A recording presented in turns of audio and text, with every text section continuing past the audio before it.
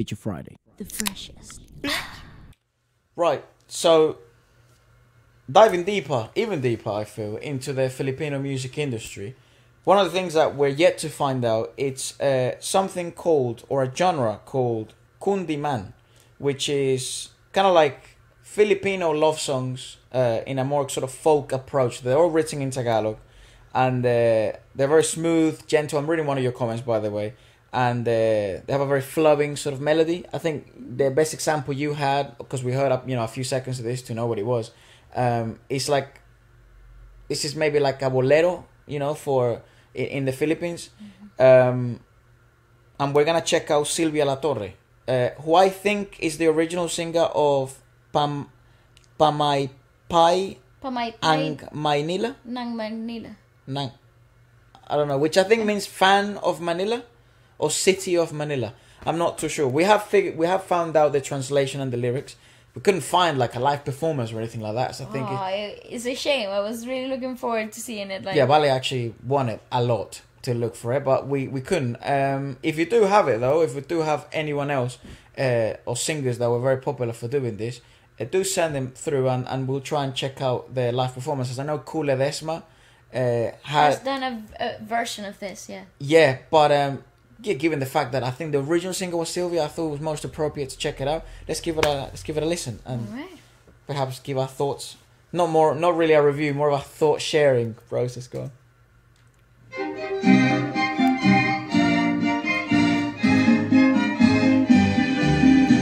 Very bolero like it. And Maynila.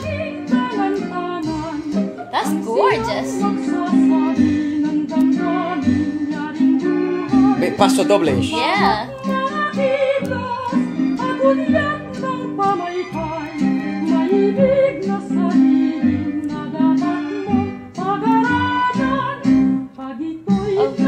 It reminds me of Pilita.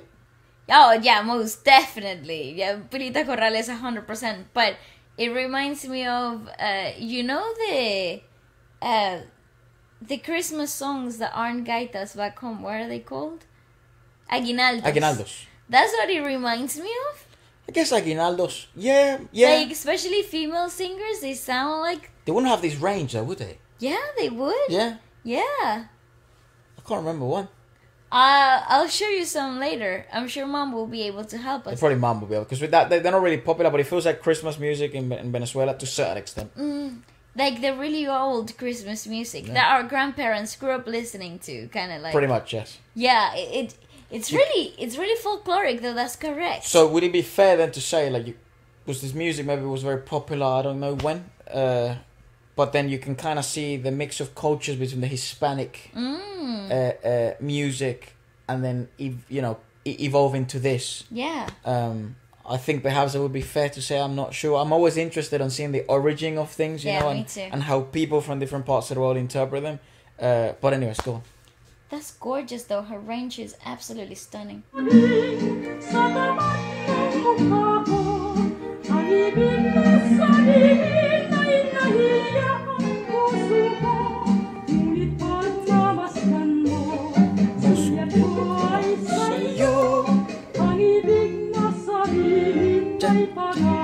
I'm reading more the Tagalog one than Me too.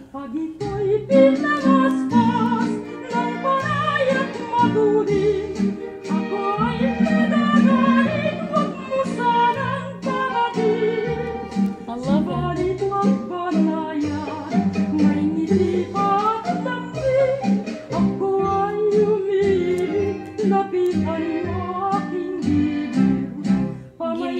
Oh my God, that's hard.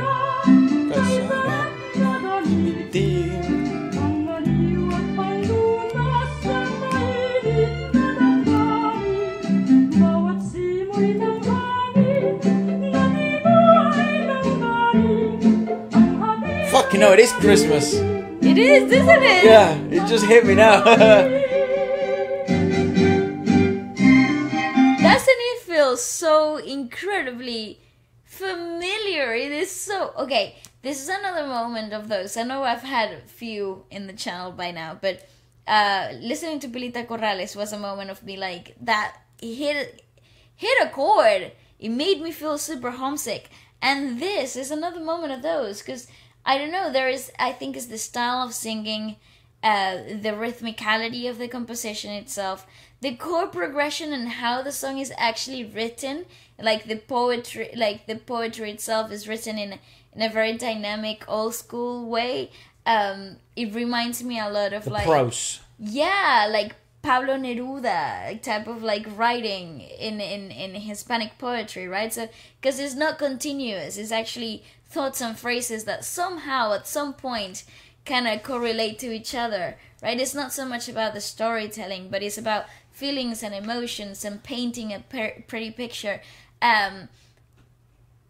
It really does take me back to the years of growing up back in Venezuela and listening to this similar voices in folkloric restaurants. And it reminds me of going to the countryside. It does. It brings me back to those ideas of, you know, I wonder what it would be like to live in colonial Venezuela. You know, like it's that type of mentality. And it's I think don't know. People would be really surprised, not just of South America, but like Venezuela in specific, and the similarities of the Philippines. Oh yeah. Like I think that would blow people's minds, and I think that's why, yeah, it's probably captivated our hearts the way it has, and why I think some of my favorite conversations I've had are with Filipino artists and just Filipino people in general in terms of music. And cultural, intricacies that we have, so similarities that we have. It's who the hell would have thought? Dude? Yeah, it is. It's actually absolutely insane. But yeah, from a musical standpoint, it's a it's a paso doble, bolero approach to highly classical melodic vocals. I think this shit's gonna make me cry, dude. It doesn't. I don't know why. And I don't know. It feels like I'm part of Manila. This is my city. It's so weird. It fills me up with pride to listen to music like this, and it's not even my country. It's absolutely wild. Not even remotely your country. No. Not even my continent, bro. It's not even remotely close. Yeah. But it's really interesting, the musical approach of it. It has a classical singer. But it's so similar. It has a classical singer with incredible high soprano resonance and tonality. Yep. A beautiful range in the classical trained vocalizations of things. Well, we saw her before we did this. We came across this video which is actually the video that we were gonna watch before, of Sylvia in like a theater type of thing, and I was like, I don't know whether this is the right one, because it seemed more classically music. It felt like an operatic performance, yeah. Right. So she can sing. Indeed. And it seems to be come from academia background, not just sort of singing. Oh, it's really well trained. I mean, you can hear it in the voice itself. It's a really well trained, disciplined voice. And we know back then, post-production virtually meant nothing. It actually didn't exist. But yeah, so from a musical standpoint, it's a highly melodic, great, incredibly romantic atmosphere. Yeah. It's a scream of passion.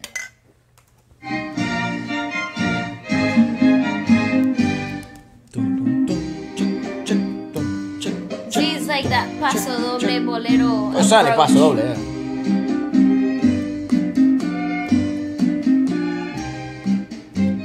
And I love the addition of strings. So atmospheric. Highlights that romanticism.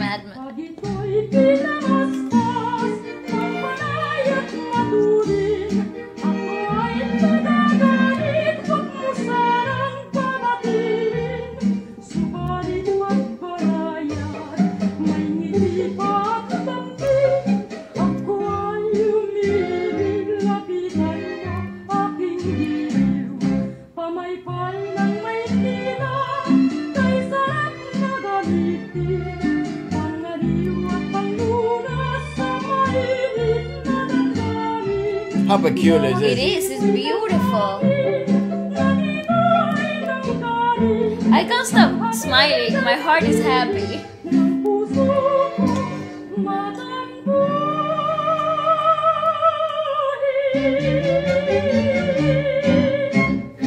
Even the ending, yeah. Yeah, very, very atmospheric. Oh, in the whole idea of the approach itself of the song, the way it's arranged and the lyricism itself, it's a romantic it's a declaration of love for your country.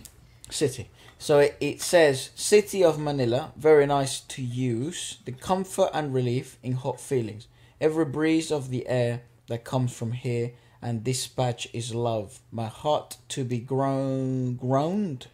It is not a word of the last. I am angry, don't divide. But banayat, I wonder what that means. With a smile, more and tenderness. I will fall in love, approach my fondness.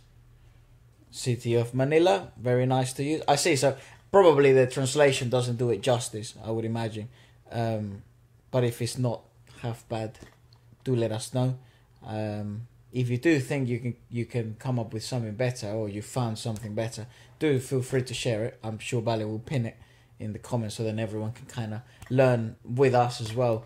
Because it still amazes me how like people from all over the world watch and truly have the same, what would you call it, sense of wonder that we do regarding music. But yeah, it's very hard to, I don't know, be serious and break down everything musically with this, because there's such an emotional impact. Oh mate, like it literally feels like I'm back home and my uncle or my grandmother, well I call cooking in the kitchen. Yeah, I used to call my uncle, my grandfather uncle, but yeah. But he would. This is the type of music we play like on a record type of thing. It is, and he used to have vinyls. Yeah, vinyls and like a glass of whiskey and some. That is so correct. Some ice and like he used to sit in this chair. Oh my god, I think I'm gonna cry. What the fuck? Yeah, It is. I'm telling you, it's a highly emotional experience for us. In one of the most bizarre ways ever. It's all good. It's really hard to explain in. Don't cry. No, okay. So just turn it into anger. All right. But yeah, it's an putting into words experiences like these is actually really hard, because it's how do you give shape and form to emotions and feelings that have been triggered, due to nostalgia and I wonder what Mum thinks of it. Musical composition. And it's actually pretty wild. Mother. ¿Escuchaste esa canción? She's like, she says it's beautiful. Yeah. Beautiful. What do you think? What does she remind you? It has the Spanish background. Yeah. The same that we have. Yeah. And it's the same in music. It's absolutely amazing. Yeah, sounds awesome. Like home. It is. Yeah. It is like home. Mm-hmm. Reminds me so much of. If you remind your uncle and. Oh yeah, I forget you're listening. Grandpa. Yeah. I remember of my your mother. mom. Yeah, and you're my dad. Yeah, and my dad. Bloody hell. Yeah, it's the music that we grew up. Bloody hell. Tradition. Yeah. Isn't it wild though? It's wild. Thousands of kilometers away. That's a completely different culture, a completely different country. Like how? I don't understand. Yes, our ancestors unite us in that sense. Huge mystery, and yet an incredible it's not a mystery. sense of magic. It's not a mystery because we're both colonized by Spain. Yeah, the Spanish empire, and I guess culture does leave its droplets all across the world like that. It is absolutely It's a mad wild concept, but certainly not a mystery to me anymore. Well, I still think it's fantastical. I think there's this air of magic that I will never be able just because you know the answer doesn't mean it loses its wonder. No, exactly. No science will ever be able to explain what it triggers in me and why. It's wild. Well, let us know what you thought about it, and goodbye. Yeah.